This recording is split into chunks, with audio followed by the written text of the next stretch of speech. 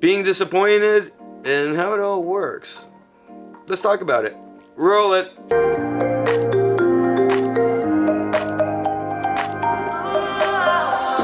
Disappointment is a topic that I think everybody can agree is problematic in everyone's life. Disappointment is stirred up and all of a sudden we're dealing with a headache we weren't expecting, and usually it comes at those moments you least expect it. Of course it applies to everything from business, careers, and of course personal life, friendships, relationships, etc. In the process of being disappointed, we realize that something has gone wrong to our plan and emotion takes over, and all of a sudden, bam, we gotta figure it all out. We start a different narrative.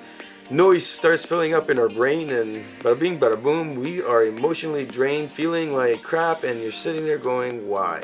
Now, everybody does experience disappointment. It is no different from one person to the other. Everybody experiences disappointment in the same way.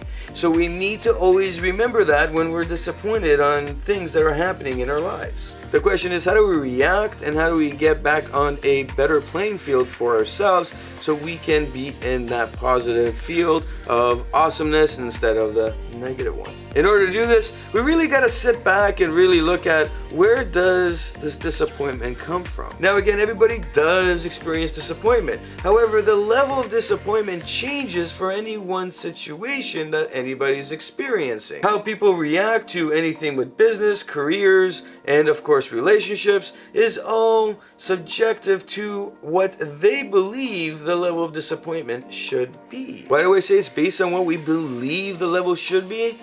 Well, it's really simple. Disappointment's based on expectation. Expectation is what drives disappointment. What I'm expecting from something, somebody else may not expect the same thing.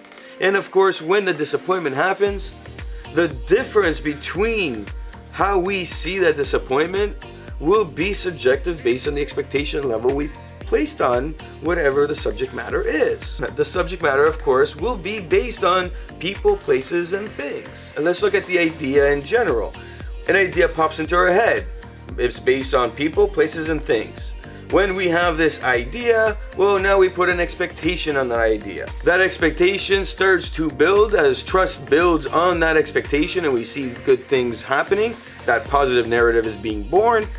And as it keeps growing, trust starts to really just take a stronghold, and that expectation is becoming more and more realistic. Now, as this reality starts to firm up and shape up, but something goes wrong, well, that expectation goes out the toilet, and all of a sudden disappointment steps in.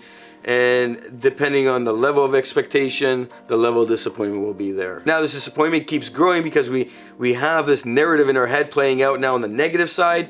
We start having that negative chatter, and of course hope comes into play because we think we can still get back to that expectation. It drives the idea even further.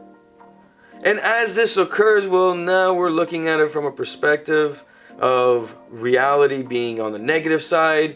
Everything starts to drag on, and as it drags on more and more, we end up punishing ourselves more and more, where different emotions come to play. Anxiety increases drastically, and of course depression comes flying in and hangs out with us for a while. Comparing how our expectations and our disappointments fit hand in hand, we start to see how our narrative plays the role in making or breaking anyone's situation, our emotional well-being, our self-love, and our self-respect. And as we go through this process, we need to first understand what's going on.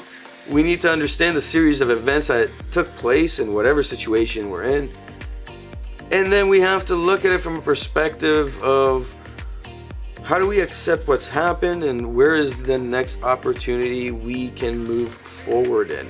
Because it comes down to, what is the next opportunity, and how can I make the right decision for myself right now and really hold really close my integrity and my values and make that right decision so we can start moving in the right direction. Practicing how to deal with disappointment takes time, effort, and a lot of energy. It isn't one-time thing where you learn your lesson, that's it. It is one experience after the next, understanding yourself and accepting what is going on, and implementing strategically processes that you know that you can abide by, where you know you can back up to your integrity, to your values, and make those right decisions so that less and less disappointments occur. Now, next few videos, I'm going to talk more about how to deal with it, and then, of course, how to limit the amount of disappointment we're getting in any one situation. My name is Nikos Rentas. This is mentorsapproach.com.